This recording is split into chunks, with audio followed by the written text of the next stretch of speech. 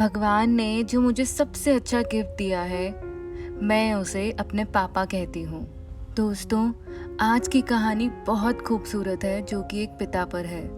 आपसे विनती करती हूँ, इस कहानी को पूरा अंत तक ज़रूर सुनिएगा।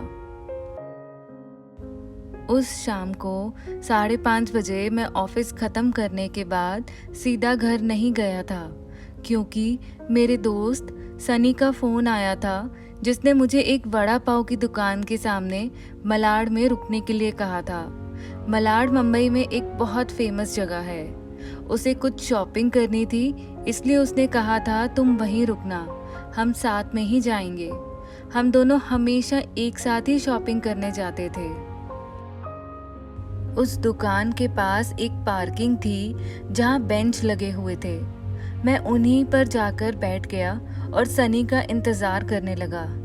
एक 70 से 72 साल का बुजुर्ग आदमी, आंखों पर मोटे कांच वाले चश्मे, मैली धोती और कुर्ता पहने मेरे पास आया और मेरे घुटनों को छुआ और बोला, बेटा, बहुत ज़्यादा भूख लगी है, एक वड़ा पाव खरीद कर दे दोगे तो बहुत अच्छा होगा। मैंने जब उस बूढ़े आदमी की तरफ देखा तो वह मुझे रोजाना दिख रहे भिखारियों में से नहीं लगे। उन्हें देखकर ऐसा भी नहीं लग रहा था कि वह हर दिन भीख मांगते हैं। ऐसे अचानक किसी बुजुर्ग ने मेरे पैरों को हाथ लगाया तो मुझे बहुत अजीब महसूस हुआ। मैं तुरंत पेन से उठकर खड़ा हो गया और अपनी जेब में हाथ डाला और 100 रुपये निकालकर उस बुजुर्ग को देते हुए कहा, बाबा, आपको भूख लगी है तो यह लीजिए 100 रुपये और कुछ खा लीजिए। बाबा ने कहा, नहीं बेटा, पैसे मत दो, बस एक वड़ा पाव लाकर दे दो, उतना काफ़ी है मेरे लिए। ठीक है बाबा, आप यहीं बैठिए, मैं लाकर देता हूँ, कहकर मैं पास की गजानन वड़ा पाव दुकान में गया और एक वड़ा पाव खरीदकर बाबा को खाने के लिए दे दिया। बाबा नीचे बैठकर वड़ा पाव खाने लगे। मेरी तरफ देखकर वह बोले, बेटा, क्या मैं तुम्हारे पास ऊपर बैठ सकता हूँ? मेरे पास कोई साथ बैठेगा तो मुझसे भी 2 निवाले अच्छे से खाए जाएंगे। मैं उनका कहना टाल नहीं पाया और उनके साथ ही बैठ गया। फिर मैंने ऐसे ही उनसे सवाल करना शुरू किया, आप कहाँ से आए हैं, कहाँ जाएंगे, किससे मिलने आए हैं, वगैरह वगैरह। मैं नागपुर से आया हूँ, वहाँ एक छोटे से गांव में रहता हूँ। यहाँ मुंबई में मेरा तुम्हारी उम्र जितनी का एक बेटा है, एक बड़ी कंपनी में इंजीनियर है, उसी से मिलने आया हूँ। 2 साल पहले उसकी शादी हुई थी, लव मैरिज। बहू पढ़ी लिखी है, नए विचारों वाली। उसे सास ससुर यानी कि हम पति पत्नी गंवार लगते हैं, इसलिए हमारे साथ रहना उसे अच्छा नहीं लगता। इसलिए बेटा अब अलग रहता है, यही मुंबई में 2 सालों से। परसों मेरे इस मोबाइल पर उसका फ़ोन आया था। कह रहा था अमेरिका में नौकरी मिली है उसे, बीवी को लेकर जा रहा है अमेरिका 10 साल के लिए। यहाँ मुंबई में था तब 6 महीने में एक बार आता था नागपुर, हम बूढ़ा बूढ़ी से मिलने के लिए। अब इतनी दूर परदेश जा रहा है, उसे एक बार मिलने के लिए कहा तो कहने लगा अब समय नहीं बचा है, परसों फ्लाइट में बैठकर जाना है। अब 10 साल के लिए जा रहा है, पता नहीं तब तक हम जिंदा रहेंगे या नहीं, इसलिए सोचा खुद ही जाकर उससे मिल लेता हूँ।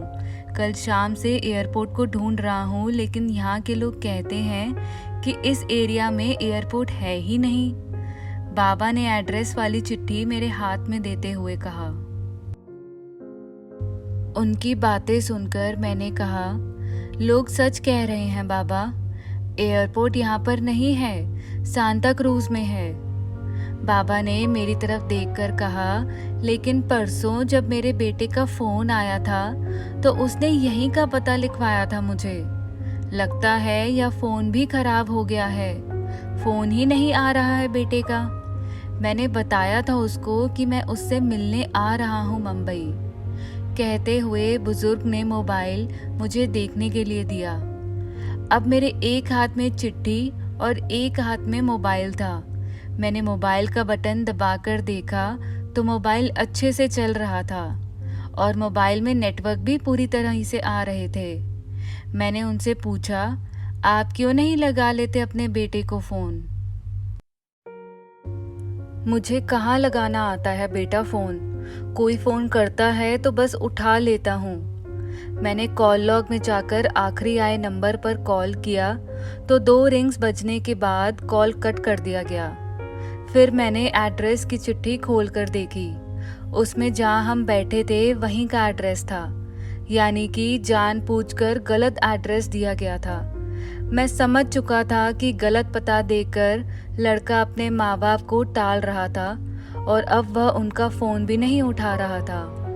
मैं समझ गया था कि वह जिस प्लेन में सवार हो चुका था वह प्लेन अभी भी उसके माँ बाप के दिशा में उड़ने वाला नहीं था।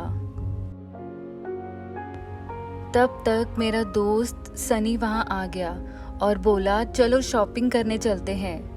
मैंने उसे 2 मिनट रुकने के लिए कहा और मैं बाबा की तरफ देखकर सोच में पड़ गया।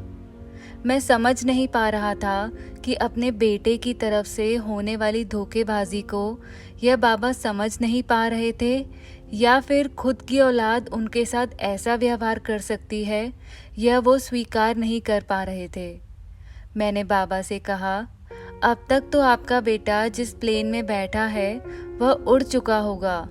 मुझे नहीं लगता कि अब आपकी उससे मुलाकात हो पाएगी, इसलिए अच्छा यही होगा कि आप वापस अपने घर लौट जाएं और अम्मा भी आपका इंतज़ार करती होंगी। मेरी बात सुनते ही अगले ही पल उनकी आंखें भर आई। आंसू भरी आंखों से वह मेरी तरफ देखने लगे।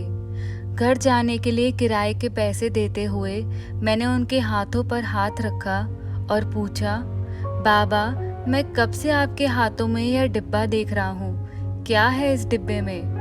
मोतीचूर के लड्डू हैं मेरी बेटी की पसंद की, उसकी माँ ने भेजे हैं उसके लिए, खुद अपने हाथों से बनाकर। बाबा ने कहा।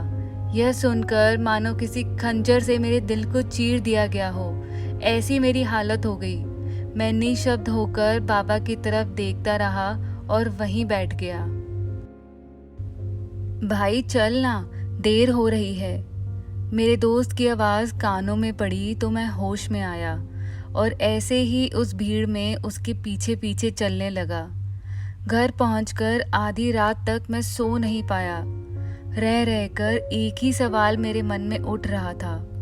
एक वड़ा पाव की भीख मांगने वाला वह बेचारा आदमी भूख से बेहाल होने के बावजूद भी अपने साथ लाए उस मोतीचूर के लड्डुओं में से एक लड्डू खुद नहीं खा सकता था क्या? अपने बेटे से इतना प्यार। दोस्तों, कहानी का अंत तो यहीं पर खत्म होता है, पर हमें ये कभी नहीं भूलना चाहिए कि हमारे माँ बाप का त्याग ही हमारी सफलता के पीछे का राज होता है। मुझसे जुड़ने के लिए आप सबका बहुत बहुत धन्यवाद।